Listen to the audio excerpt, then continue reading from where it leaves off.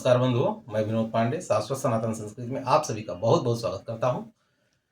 आज की ग्रंथ है कल्याण का विशेषांक तीर्थांक, और ये जैसा कि आप यहाँ देख पा रहे होंगे 31वें वर्ष का ये विशेषांक है।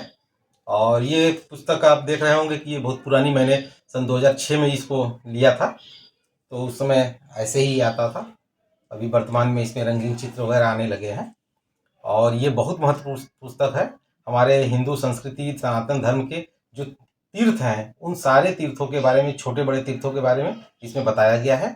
और न सिर्फ बताया गया है बल्कि वहाँ तक कैसे पहुँचे, किन साधनों से पहुँचे, किस समय पहुँचे, ये सब के बारे में इसमें बहुत ही विस्तृत चर्चा की गई है। तो आइए इस पुस्तक के प्रारूप के बारे में एक जानकारी आप ले लेते हैं आप। तो चलिए शुरू करते हैं। श्री हरि बंधुओं, ये प्रस्तुत पुस्तक कल्याण का विशेषांक तीर्थांक है, जो कि 31वें वर्ष का विशेषांक है और गीता प्रेस गोरखपुर से प्रकाशित है। ये काफ़ी पुरानी मेरे पास ये ग्रंथ है। तो उस समय के ग्रंथ जो होते थे ये नारंगी और नीले रंग में छपते थे, जैसा कि यहाँ देख रहे हैं।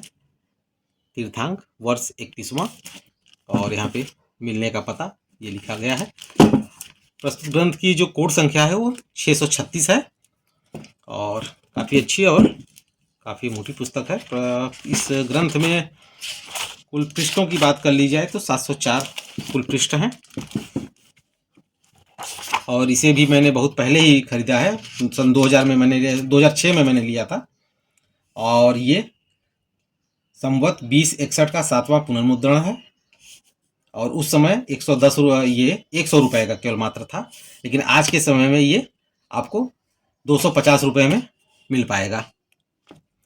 इस ग्रंथ में विशेष बात है कि हमारे लगभग प्रमुख सारे तीर्थों के बारे में, छोटे बड़े सारे तीर्थों के बारे में इसमें दिया गया है। तो एक बार यहाँ से तीर्थांक के नवीन संस्करण के विषय में नम्र निवेदन है, जो थोड़ा सा जरूरी है इसको पढ़ना। तो चलिए देखते हैं क्या लिखा हुआ। जिसके द्वारा मनुष्य पापाद से मुक्त हो जाए उसे तीर्थ कहते हैं। भारतवर्ष के प्रत्येक प्रदेश, नगर और ग्राम में तीर्थ विद्यमान है। वेदांत की दृष्टि तो भारत का अणु रेणु तक तीर्थ स्वरूप है।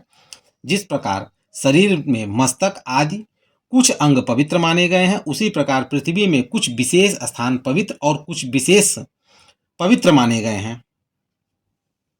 कहीं कहीं भूभाग के अद्भुत प्रभाव से, कहीं कहीं गंगा आदि पवित्र नदियों के सानिध्य से, और कहीं कहीं ऋषि मुनियों तथा संत महात्माओं की तपोभूमि अथवा भगवत अवतारों की लीला भूमि होने से पुण्यप्रद माने गए हैं। इन सब में अयोध्या, मथुरा, माया अर्थात हरिद्वार, काशी, कांची, अवंतिका और द्वारका ये 7 प्रधान तीर्थ हैं।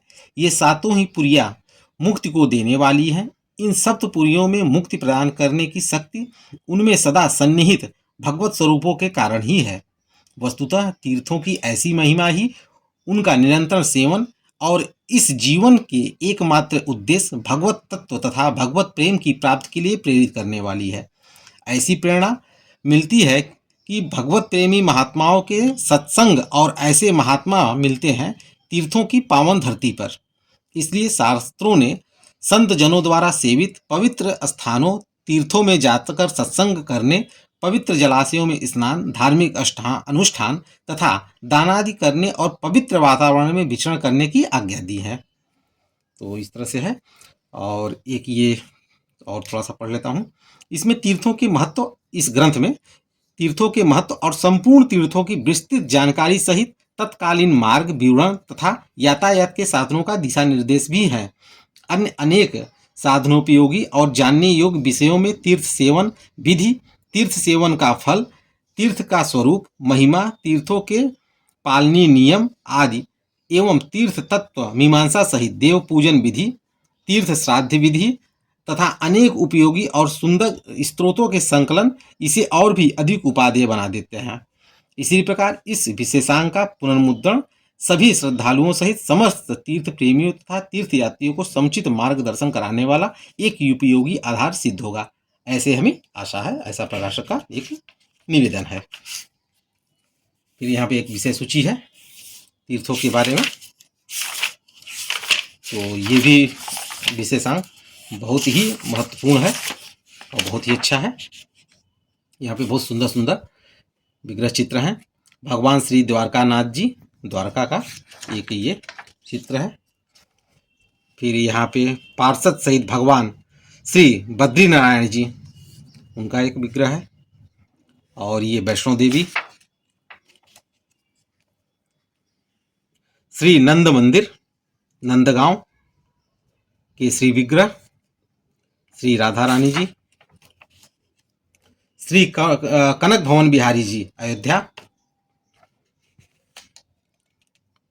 और यहाँ पे भगवान श्री नाथ जी द्वारका द्वारनाथ, और श्री यमुना जी, श्री नाथ जी, इस तरह से श्री द्वारकाधीश जी चित्र है। और ये वेंकटेश भगवान और श्री पद्मावती देवी, ये दो सुंदर विग्रह चित्र। चूँकि पुस्तक बहुत पुरानी है तो उस समय की जो छपाई होती थी, आज के समय में तो बहुत ही आधुनिक मशीनें आ गई हैं, लेजर छपाई होती है। उस समय तो जो ब्लॉक होते थे उनको सेट किया जाता था छपाई, तो उतनी अच्छी छपाई नहीं हो पाती थी। इसमें मैं, चूँकि ये बहुत पुरानी पुस्तक है, आज की करीब 18 साल पुरानी पुस्तक है ये। अभी आप जो पुस्तक लेंगे उसमें सुंदर छपाई, फिर भी मैंने इसका रख रखाव ऐसे किया है। देखिए आज भी ये पृष्ठ कितने अच्छे और साफ सुथरे हैं।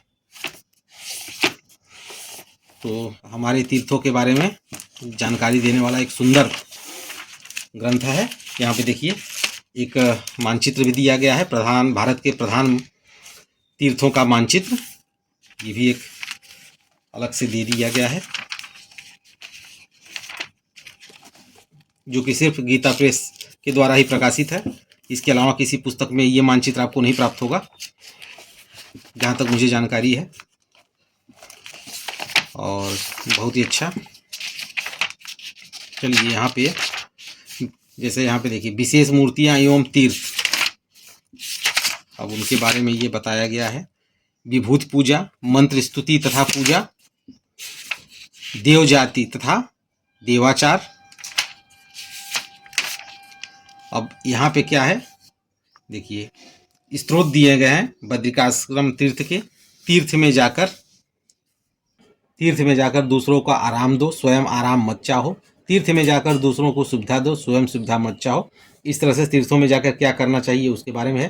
फिर तीर्थ यात्रा में क्या करें, जैसे कि सादा भोजन करो तो जीव मन वश में रहेंगे, सादे कपड़े पहने तो सीधापन प्राप्त होगा। इस तरह से कई बातें इसमें बताई गई हैं। फिर तीर्थ श्राद्ध विधि, उसके बारे में यहाँ पे बताया गया है। फिर यहाँ पे दशावतार स्तोत्रम है, 10 महाविद्या स्तोत्रम है, श्री लक्ष्मी जी के 12 नाम का तथा नमस्कार का एक स्त्रोत दिया हुआ है। श्री सरस्वती जी के 12 नाम तथा नमस्कार का स्त्रोत है। श्री गंगा जी के 12 नाम तथा उनकी महिमा यहाँ पे दी गई है, ये स्त्रोत है। श्री सीता ध्यान प्रणाम है, श्री राधिका ध्यान प्रणाम है, श्री हनुमत प्रार्थना भी है, इसमें गंगाष्टकम भी है, श्री यमुनाष्टकम है, श्री त्रिवेणी अष्टकम भी है, नर्मदा स्त्रोत भी है, श्री प्रयागाष्टकम है, श्री विश्वनाथ नगरी यानी काशी स्तोत्रम भी है। इस तरह से काफ़ी स्त्रोत इसमें दिए गए हैं। और यहाँ पे ये बहुत ही सुंदर, बहुत ही महत्वपूर्ण नवग्रह स्त्रोत भी यहाँ पे दे दिया गया है। फिर 10 अवतारों की जयंती तिथियाँ, ये बहुत ही महत्वपूर्ण। ये 10 अवतारों की जयंती तिथियाँ कौन कौन सी, जैसे मत्स्य अवतार की चैत्र शुक्ल तृतीया है, कूर्म के वैशाख शुक्ल पूर्णिमा है, वराह की भाद्र शुक्ल तृतीया, इस तरह से सभी तिथियाँ दी गई हैं। तो बहुत ही अद्भुत और बहुत ही दिव्य ग्रंथ है ये। तो मैं चाहूँगा कि अपनी संस्कृत से जुड़ने का एक बहुत ही महत्वपूर्ण ग्रंथ, बहुत ही महत्वपूर्ण माध्यम, कि इसके बिना हम अपने संस्कृत तीर्थों को जान ही नहीं पाएंगे। तो ज़रूर मैं चाहूँगा कि आप अपनी धर्म संस्कृति से जुड़े, अपने तीर्थों के बारे में जानकारी ये इससे मिलेगी। क्योंकि हम आज के समय में, इस मनुष्य जन्म में और आज के समय में तो संभव नहीं है कि हम इसमें जितना दिया गया उसका आधा भी तीर्थ हम कर पाएँ। मैं ऐसा नहीं करता हूँ कि कोई नहीं कर पाएगा, लेकिन 99% लोगों के लिए संभव नहीं है। लेकिन हम अपने इस ग्रंथ के माध्यम से अपने मन से वहाँ तो पहुँच ही सकते हैं कि हम इसमें जाने की कौन तीर्थ कहाँ है, और यहीं से अपनी श्रद्धा भाव से उस तीर्थ को प्रणाम करें तो मानसिक रूप से हम उस तीर्थ से जुड़ पाएंगे।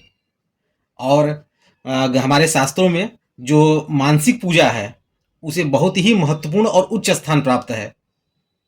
भौतिक पूजा से, जो हम भौतिक पूजा करते हैं कि सामने नैवेद्य निवेदन करते हैं, धूप देते हैं, और उससे भी ऊंचा स्थान मानसिक पूजा का बताया गया है।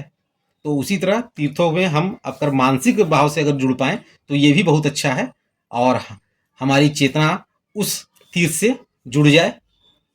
तो इसी के साथ मैं इस चलचित्र को विराम दूंगा और अगले चलचित्र में फिर एक नए ग्रंथ के साथ प्रस्तुत होऊंगा। तब तक के लिए आप सभी का बहुत बहुत धन्यवाद, और इसी तरह मेरे प्रयास को सार्थक बनाएं, और इस प्रयास को मैं चाहूँगा कि आप आगे लेके चलें।